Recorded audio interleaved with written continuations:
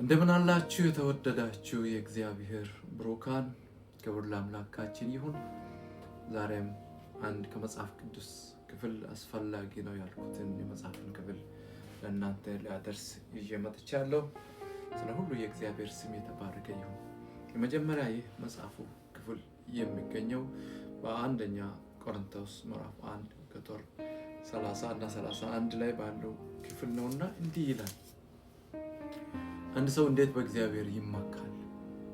በመጽሐፍ ቅዱስ ውስጥ የሚመካ በእግዚአብሔር ይመካ ተብሎ ተጽፏል።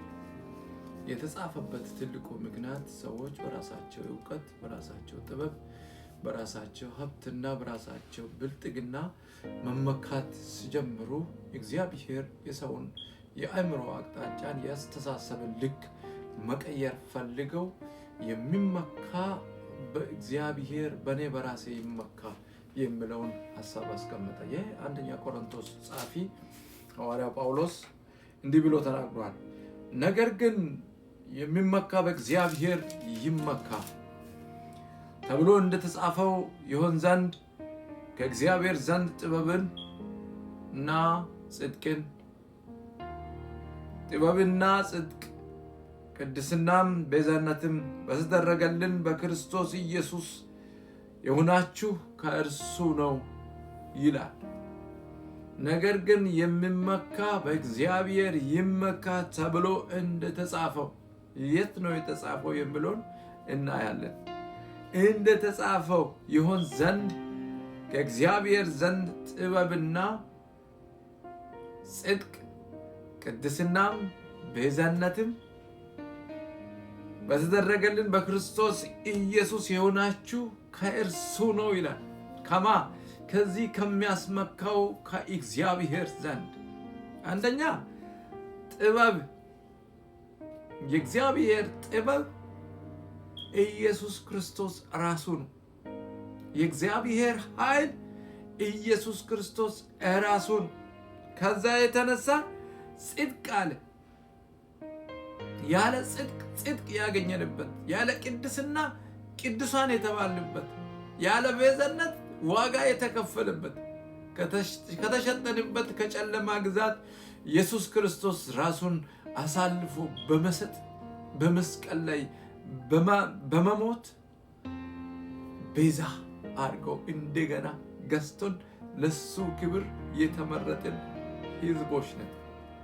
ስለዚህ ስንመካ እንዲሁ በቀልድና በከንቱ እንዳንመካ የምንመካበትን ዓላማ ልንገራችሁ። በእግዚአብሔር መመካት ትፈልጋለህ? በእግዚአብሔር የምትመካበትን ዓላማ ይወቅ። ዓላማ ካላወቅ እንዴት እንደምትመካ፣ ለምን እንደምትመካ ላይገባ ይችላል። ስለዚህ እዚህ ክፍል ላይ አንደኛ ቆሮንቶስ ምዕራፍ 1 ቁጥር 31 ላይ ጻፊው ሲያስቀምጥ የሚመካ በእግዚአብሔር ይመካ ተብሎ እንደተጻፈ ከሱ ጋር አያይዘው ከእግዚአብሔር ዘንድ ምንን እንዳገኘን ያስቀምጣል። አንደኛ ጥበብን፣ ሁለተኛ ጽድቅን፣ ሶስተኛ ቅድስናን፣ አራተኛ ቤዛነትን፣ መዋጀትን፣ ዋጋ መከፈልን፣ ከጨለማ መውጣትን፣ በብርሃን መመላለስን ያገኛችሁት በክርስቶስ ኢየሱስ ነው። ይህ ጌታን ለተቀበሉት። ስለዚህ ለምንድን ነው እንደዛ እያለ የነበረው? እግዚአብሔር አምላክ ኃያልና ገናና ነው፣ የሚሳነውም የለምና ሁሉን ነገር በምክንያት ያደርጋል። ሲናገር በምክንያት ነው። ጽድቅን ሲሰጥ በምክንያት ነው። ቤዛነትን ሲሰጥ በምክንያት ነው። ኢየሱስን ሲልክ በምክንያት ነው። እኛ ደግሞ በሱ ልንመካ ይገባል። የምንመካ ከሆነ ሰዎችን በስነ ተፈጥሯችን የእርሱን ሕልውና በማወቅ ለፈጣሪያችን እንገዛ ዘንድ ይገባል። ለእግዚአብሔር ራሳችንን ሰሚት ልናደርግ ይገባል። አሳልፈን ለሱ ልሰጥ ይገባል። ልንታዘዝ ይገባል። አገልግሎት መታዘዝ ከአገልግሎት ይበልጣል። መታዘዝ ቆሞ ከመዘመር ይበልጣል። እግዚአብሔርን መታዘዝ ስብከት ቆሞ ከመስበክ ይበልጣል። እግዚአብሔርን መታዘዝ ከሁሉ ይበልጣል። ስለዚህ ለእግዚአብሔር የሚታዘዝ ሰው ደግሞ ለሱ የሚገዛ ሰው ነው። ስለዚህ ድሃውም ሆነ ሀብታም፣ ባለስልጣንም ሆነ ተራ ሰው በፈጣሪው መመካት ይችል ዘንድ ተገቢ ነው። ሰው ሁሉ በእግዚአብሔር አምሳል የተፈጠረ የሰው ልጅ በሙሉ በእግዚአብሔር ሊመካ ዘንድ ይገባል። ለምን? ለሰው ልጅ አማራጭ የሌለው ምርጫ ፈጣሪው እግዚአብሔር ስለሆነ።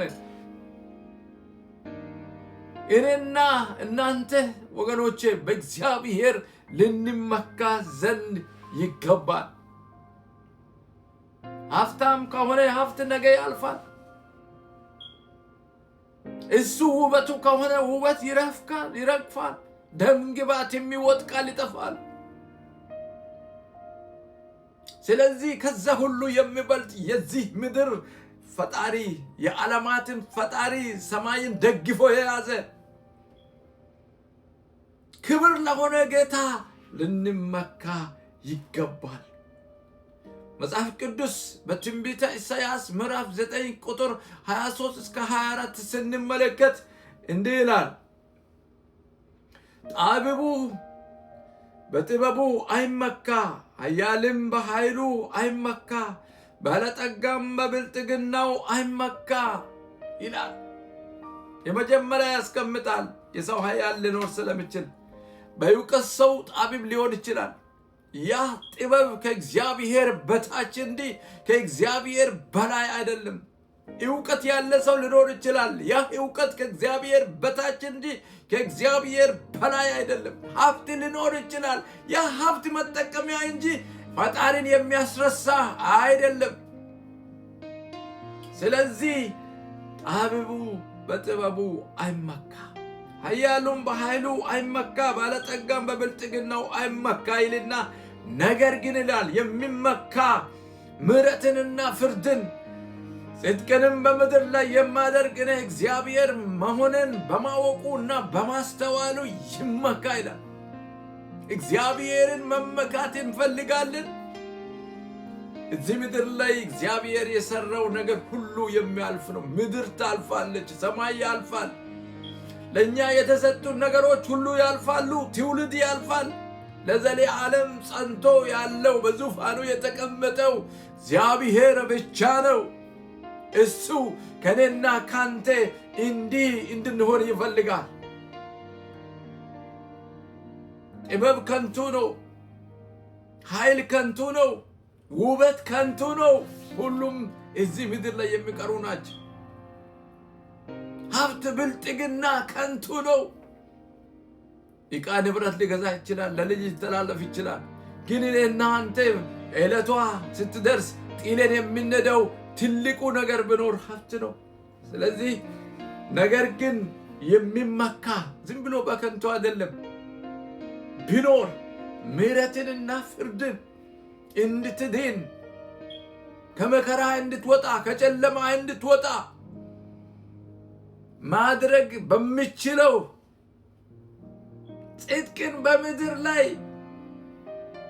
ኢየሱስ ክርስቶስን በመላክ ጸጋን በመስጣት በዛ ጸጋ ውስጥ ጻድቃን እንድንሆን ያደረገ ጌታ ጽድቅንም በምድር ላይ የሚያደርግ እኔ እግዚአብሔር መሆንን በማወቁና በማስተዋሉ ይመካ።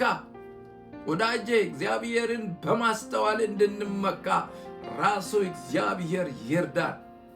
ማስተዋልን የሚሰጥ እግዚአብሔር፣ ጥበብን የሚሰጥ እግዚአብሔር ነው። ዕውቀትን የሚሰጥ እግዚአብሔር ነው። ኃይል የራሱ ነው። ጥበብ የራሱ ነው። ጉልበት የራሱ ነው። ጥበብ ራሱ ኢየሱስ ነው። ኃይል ኢየሱስ ነው። ስለዚህ በዚህ አውቀን እንድንመካ እግዚአብሔር ይርዳ።